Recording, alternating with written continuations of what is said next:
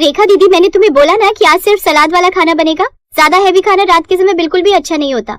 अरे मैंने बोला ना कि आज मैं छोले और पूरी बनाऊंगी। मैंने छोले उबाल कर भी रखे हुए। मुझे बार बार तुम्हें एक ही बात क्यों बतानी पड़ी? हमेशा तुम दोनों की मर्जी क्यों चलेगी? मैं तो अपने लिए पुलाव बनाऊंगी, ना वो ज्यादा हैवी होते हैं और ना ही ज्यादा डाइट वाले। अरे ना ही ज्यादा डाइट करके अपने शरीर को परेशान करना है मुझे, और ना ही ज्यादा हैवी खाकर मुझे मोटा होना है। मुझे तो बस अपने आप को मेंटेन रखना है। देखो, मैं सबसे छोटी बहू हूँ। अब मैं जानती हूँ क्या चीज ट्रेंडी है और क्या चीज फैशनेबल है। अगर तुम लोगों को भी मेरे जैसा फिगर चाहिए तो जो मैंने बोला है वही बनेगा। नहीं नहीं नहीं नहीं, मैंने बोल दिया ना, मैं सबसे बड़ी बहू हूँ। सभी घर वालों को छोले की सब्जी बहुत अच्छी लगती है। मैं तो छोले की सब्जी बनाऊंगी, वो भी देसी घी डालकर। बहुत बढ़िया लगेगी। रसोई में वो इसी तरह से लड़ रही होती हैं।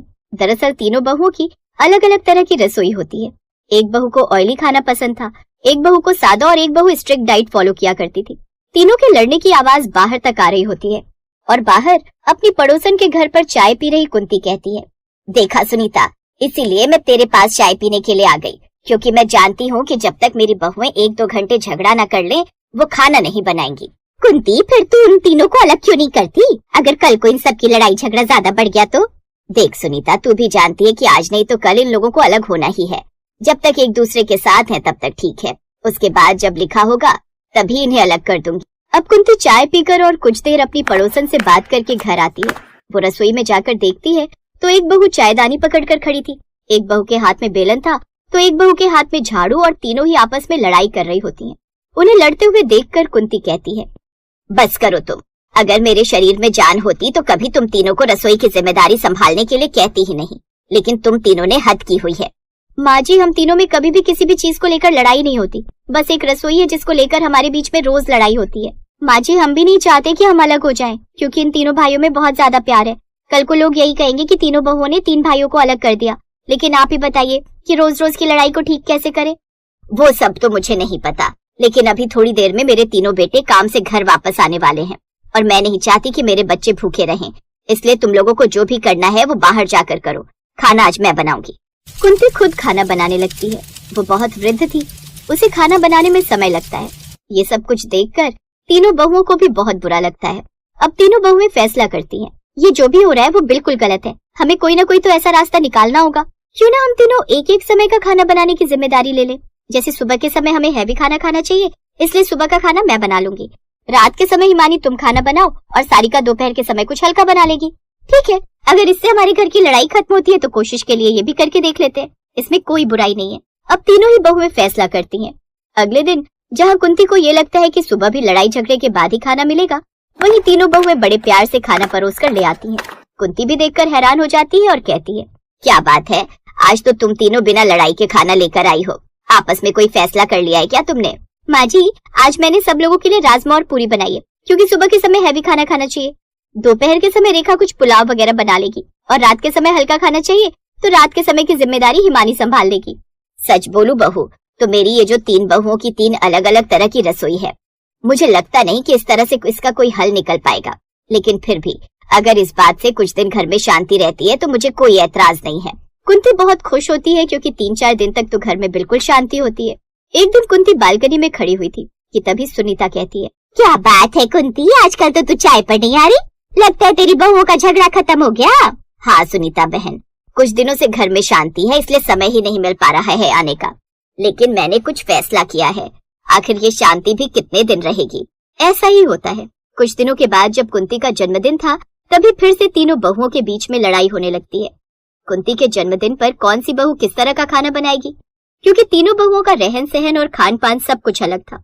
कुंती की आंखों में आंसू आ जाते हैं और वो कहती है, मैं जानती थी कि तुम तीनों ज्यादा समय तक एक दूसरे से बिना लड़े नहीं रह पाओगी, लेकिन मुझे ये नहीं पता था कि तुम आज के दिन भी लड़ाई करोगी।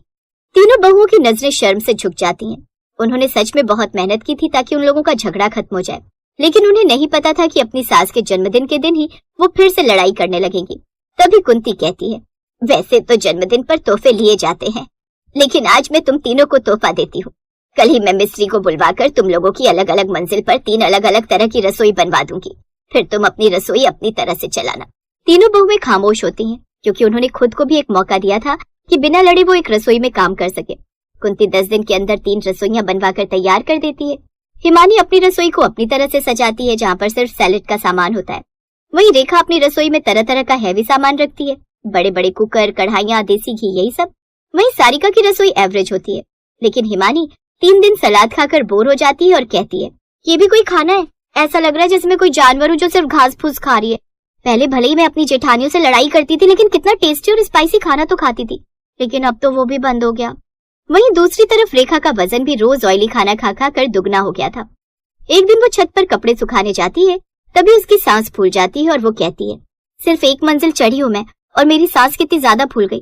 पहले कम से कम हिमानी से लड़ाई करके मैं हेल्दी खाना तो खा लेती थी, लेकिन अब तो वो भी खाने को नहीं मिलता। ये सब कुछ क्या हो रहा है मेरे साथ? तीनों बहुओं को अपनी गलती का एहसास होता है। वो तीनों ही कुंती के पास जाती हैं और एक दूसरे से माफी भी मांगती हैं। उन तीनों को एक साथ आते हुए देखकर कुंती पूछती है, क्या हो गया?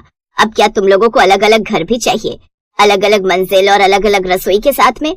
नहीं माँ जी, हम तो बस यही चाहते हैं कि हमारी अलग अलग रसोइयों को ताला लगा दो। जब हमारा परिवार बड़ा हो जाएगा और हमें जरूरत होगी रसोई को अलग करने की तब देख लेंगे, लेकिन अभी हम एक साथ खाना बनाना चाहती हैं। यहाँ तो काम ही नहीं खत्म होता सारा दिन। नहीं नहीं, बिल्कुल नहीं। तुम आज ये बोलोगी और कल को फिर से किसी बहाने से लड़ाई करती हुई नजर आओगी। वो अपनी सास के पैरों में गिरकर गिड़गिड़ाकर माफी मांगने लगती है। ये सब कुछ देखकर अब कुंती को भी हंसी आ जाती है। वो कहती है, कोई बात नहीं, तुम लोगों को अब ज्यादा उदास होने की जरूरत नहीं है। तुम लोग रसोई अलग अलग ही रहने दो, लेकिन जब जिसका जिस रसोई में खाना बनाने का मन करे उसमें खाना बनाकर खा लिया करना। कुंती की बात सुनकर तीनों बहुओं की जान में जान आ जाती है। उन्हें बहुत अच्छा लगता है। अब तीनों ही बहुएं मिलकर तरह तरह का खाना बनाया करती। इससे उन लोगों के बीच में कभी झगड़ा भी नहीं हुआ करता, और कभी झगड़ा हुआ भी करता तो कुंती और सुनीता दोनों ही चाय पीते हुए उस झगड़े को नजरअंदाज कर दिया करते, क्योंकि ये तो हर घर की कहानी है। जिस घर में रिश्ते रहते हैं उस घर में झगड़ा होना बहुत ही आम बात होती है। क्या आपको भी ऐसा ही लगता है? हमें कमेंट करके जरूर। माँ, इस गर्मी के मारे तो मेरी जान निकली जा रही है। हम गरीब के घर में एक एसी क्या एक कूलर तक नहीं है। बेटी, तुझे तो पता है तेरे पिताजी कितनी मुश्किल से घर का खर्च चलाते हैं। हम गरीबों की औकात नहीं है कूलर लेने की, एसी तो बहुत दूर की बात है। माँ, मेरी शादी तो अच्छे घर में कराना जिसमें एसी लगाओ और आराम से बैठकर मैं एसी की ठंडी हवा लूं। ये कहानी है आनंदपुर गांव की, जिसमें गरीब घर की नेहा का अरमान था कि उसकी शादी एसी वाले घर में हो। कुछ समय बाद उसके लिए एक मिडिल क्लास परिवार का रिश्ता आता है और सबकी रजामंदी से नेहा की शादी रौनक से हो जाती है। वो गरीब बेशक थी, लेकिन देखने में बहुत सुंदर थी। फिर अगले दिन जल्दी उठकर नेहा घर की साफ सफाई करती है।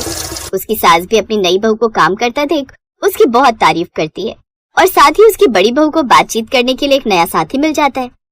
ऐसे ही एक दिन तीनों सास बहू बैठकर आपस में बातें कर रही थी। अब तो बिना पंखा चलाए बैठा ही नहीं जाता। सच में माँ जी, इस गर्मी में ना तो मेकअप किया जाता है और ना ही कहीं घूमने का मन करता है। बिल्कुल सही माँ जी, और मुझे तो इतनी गर्मी लगती है कि मुझसे तो गर्मी बर्दाश्त ही नहीं होती है। मैं ये सोच रही थी माँ जी, हमारे पास 2 कूलर रखे हैं। एक कूलर नेहा के कमरे के लिए मंगवा देते हैं, क्योंकि फिर कूलर महंगे हो जाएंगे। तुम ठीक कह रही हो बहू। उन दोनों की बात सुनकर नेहा कूलर की जगह एसी डिमांड करने लगती है। माँ जी, मुझे कूलर नहीं एसी चाहिए, क्योंकि मैं शुरू से यही चाहती थी कि मेरी शादी ऐसे घर में हो जहाँ एसी लगाओ, इसलिए मुझे एसी चाहिए। ये तुम कैसी बात कर रही हो देवरानी जी, हमारे घर में एसी? अरे एसी तो पूरे गांव में किसी के यहाँ नहीं लगा है। देखो जेठानी जी, आपके मोहल्ले में या फिर हमारे घर में एसी लगाओ या ना लगाओ, मुझे इस बात से कोई फर्क नहीं पड़ता। मुझे मेरे कमरे में एसी चाहिए तो चाहिए। बहू, बच्चों की तरह जिद नहीं करते हैं। वैसे ही शादी में इतना खर्चा हो गया, इसलिए मेरे पास इतने पैसे नहीं है कि एसी लगवा पाऊं। अपनी सास की बात सुनकर नेहा का सड़ा सा मुंह बन जाता है, लेकिन वो कुछ बोल नहीं पाती, क्योंकि इस घर की नई बहू जो थी। ऐसे ही दिन गुजरते चले जाते हैं और गर्मी बढ़ती चली जा रही थी। ऐसे ही एक शाम जब नेहा घर का काम कर रही थी, तभी वर्षा और उसकी सास एक नया कूलर लेकर घर आते हैं। लो, अब इस घर में तीसरा कूलर भी आ गया।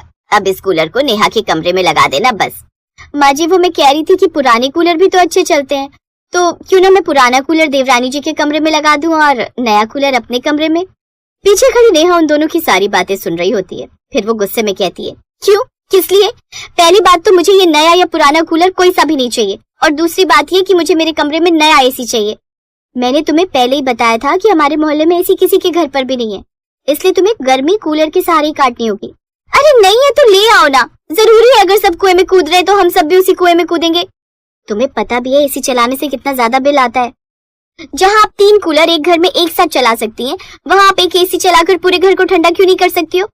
आपको पता नहीं है क्या, आजकल एसी बढ़िया तरीके के आने लगे हैं जो कम बिजली लेते हैं और एसी कौन सा पूरे दिन चलने वाला है, बस रात के समय तो चलेगा। देख बहू, ज्यादा चिक चिक करने की जरूरत नहीं है, घर में कूलर आ गए, अब तुम्हें इसी से अपनी गर्मी काटनी होगी। जब मैंने एक बार बोल दिया कि मुझे घर में एसी चाहिए तो चाहिए, इससे ज्यादा मैं और कुछ नहीं सुनना चाहती हूँ। इतना कहकर नेहा गुस्से में वहाँ से चली जाती है। जहाँ सब गर्मी में कूलर के मजे ले रहे थे, वहीं नेहा गुस्से में अपनी एसी की डिमांड पर अड़ी रहती है।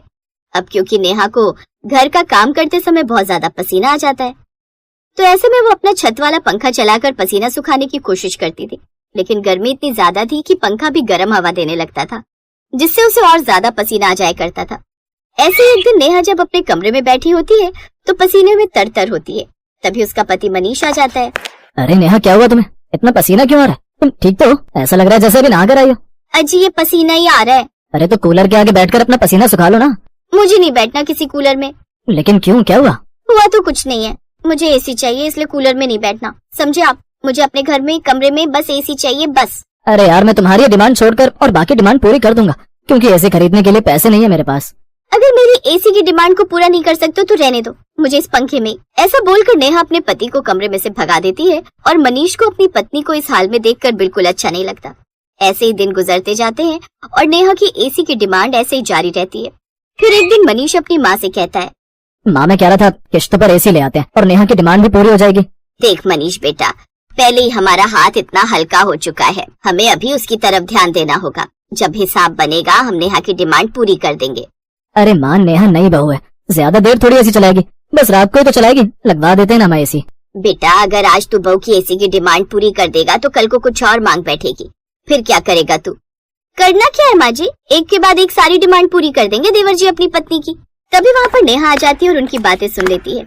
मेरी एसी की डिमांड पूरी करने से तो गए आप, और ऊपर से आप दोनों मेरे पति को मेरे खिलाफ भड़का रहे हो। तूने मनीष के कान भरकर यहाँ भेजा होगा। अरे नहीं माँ, इसने मुझसे कुछ नहीं कहा, वो तो मैं खुद इसकी हालत देखकर तुम्हारे पास आया था, क्योंकि गर्मी बहुत ज्यादा है, कहीं उसको कुछ हो गया तो। तुम दोनों पति पत्नी चाहे कितनी भी कोशिश कर लो, मैं इस गरीब बहू की डिमांड बिल्कुल भी पूरी नहीं होने दूंगी। सास एसी के लिए मना कर देती है और नेहा अपनी डिमांड पर अड़ी रहती है। गर्मी का भी पारा दिन प्रतिदिन बढ़ता ही जा रहा था। वही इतनी गर्मी में काम कर कर के नेहा की तबीयत अब खराब रहने लगती है। फिर एक दिन नेहा रसोई में काम करती हुई बेहोश हो जाती है।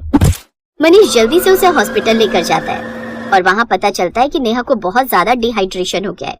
अपनी पत्नी को इस हाल में देखकर मनीष अगले ही दिन अपने कमरे में एसी लगवा देता है और जब अस्पताल से घर आकर वो देखती है कि उसके कमरे में एसी लग गया है और उसकी डिमांड पूरी हो गई है, तो वो बहुत ज्यादा खुश होती है। आपका बहुत बहुत शुक्रिया, क्योंकि आपने मेरी एसी की डिमांड को पूरा कर दिया। मेरी शादी से पहले ही एसी की बहुत इच्छा थी कि मैं अपने ससुराल में एसी की ठंडी ठंडी हवा में रहूं। अरे करता क्यों नहीं, अगर तुम्हें कुछ हो जाता तो मेरा क्या होता? तुम्हें अब गर्मी में रहने की कोई जरूरत नहीं है, तुम्हारा जब भी मन करे तुम एसी चला सकती हो। वो दोनों अपने कमरे में बात कर ही रहे होते हैं कि तभी उनके कमरे में वर्षा और पार्वती आती हैं। नेहा की तबीयत खराब होने की वजह से उन दोनों को भी अपनी गलती का एहसास हो गया था और वो दोनों नेहा से माफी मांगती हैं। हमें माफ कर दो देवरानी जी, हमारी वजह से तुम्हारी तबीयत खराब हो गई। बहू हमें माफ कर दो, हम अपने किए पर बहुत शर्मिंदा हैं। हमने पैसे बचाने के चक्कर में कुछ ज्यादा ही कंजूसी कर ली थी।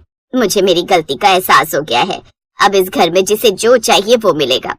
अरे माँ जी, आप माफी मांगकर मुझे शर्मिंदा ना करें। वैसे भी ये एसी कौन सा मैं अपने लिए लगवा रही थी, मैं तो इसलिए लगवा रही थी ताकि सब बैठकर एसी की ठंडी ठंडी हवा खा सके।